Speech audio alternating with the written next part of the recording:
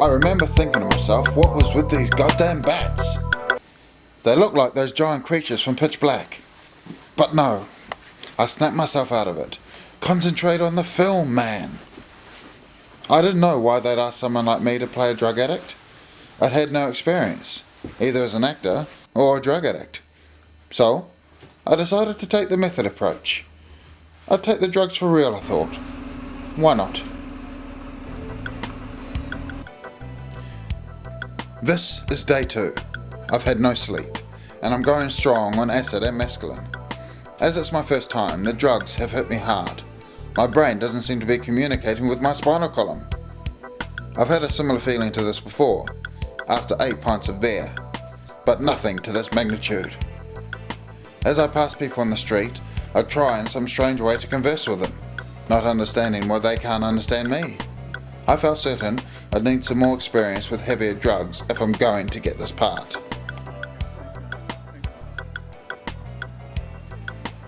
I was drinking vodka and orange, my drink of choice. But what the bartender didn't know is that I dropped some LSD prior to entering this establishment. The strange man walked up to me and offered me some ether. I remember that I'd used ether in the past to clean my VCR. I recall saying to the man, "But I'm not a video." He assured me that it was used for trips to get high. I thought, why not?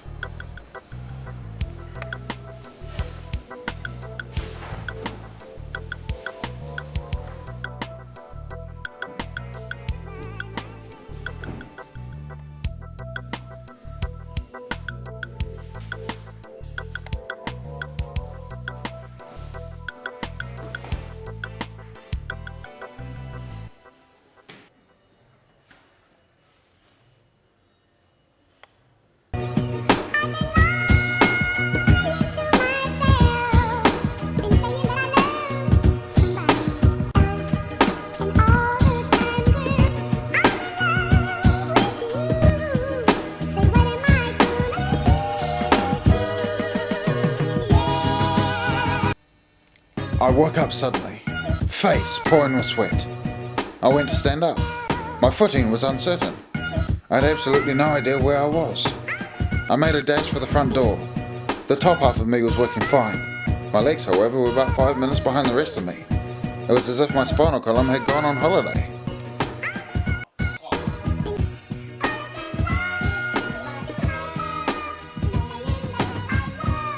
I was walking down the street.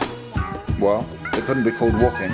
My legs had a mind of their own, and the mind was autistic. My legs were moving to their own beat, and I had no idea who the drummer was.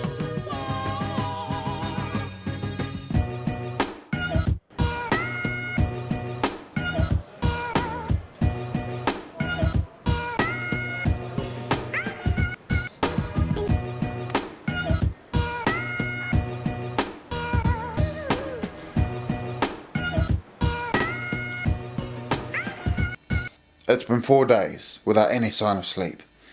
In fact, I'd forgotten what it was like to have closed eyes. My legs had finally decided to join the rest of me. I'd pass people in the street. Dear God, I thought. I started to panic. These people, probably decent enough, didn't look human.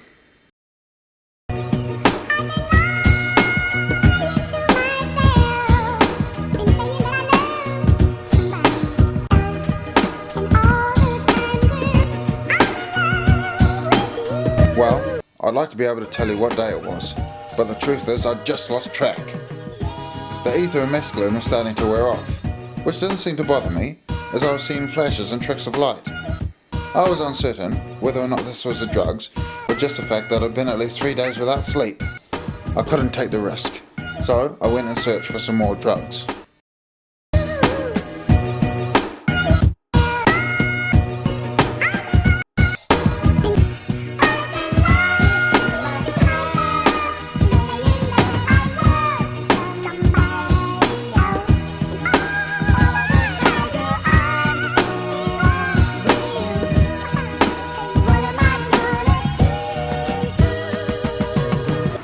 I had just dropped some LSD and speed and was now on the search for some crack. I was certain that crack was a poor man's junkie's drug of choice. But at this point I just didn't care. I was in the grip of drugs, insomnia, and the unflinching goal of getting the part in this film. I felt certain that if I could convey to the director that I know what it's like to be in the mind of a druggie, then he would have no choice but to cast me in this role.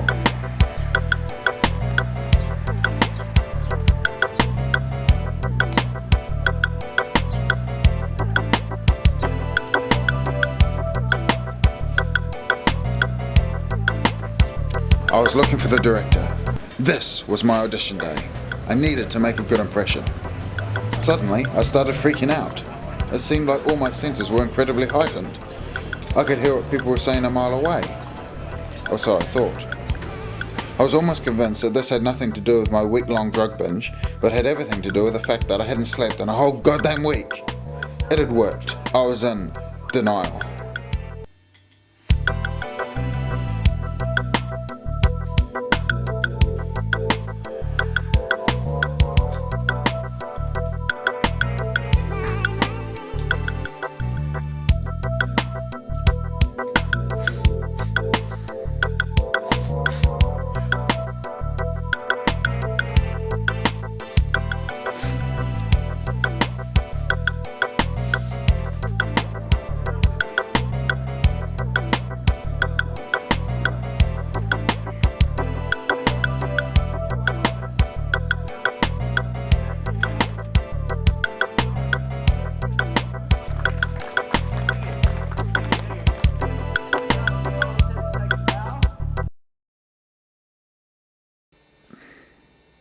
I'd made it. I'd found the director. He was clearly outraged at the spectacle he saw before him, and he subsequently fired me from the film.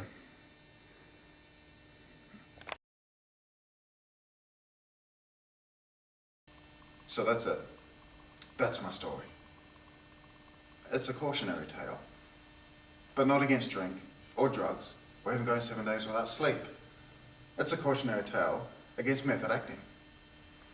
In the immortal words of Laurence Olivier in a dialogue with Dustin Hoffman on the set of Marathon Man, he said, "Dustin, my dear boy, why don't you just pretend?" Well, those words have stayed with me. So, with any future acting job, I will just pretend. And cut. All right, well done, everyone. Good work, Shadrach. No, it was good. It was good. Man, okay, Tony, were you thanks. feeling the moment? Was it all right? Yes, it was fine. I didn't need to do. Like I said, my role was pretty undemanding. Yeah, That's right. So, Yeah. Okay. That's all right. Okay. Cool. Well, Thanks, James. that's it. Thanks. No problem. Okay. Is my trailer ready?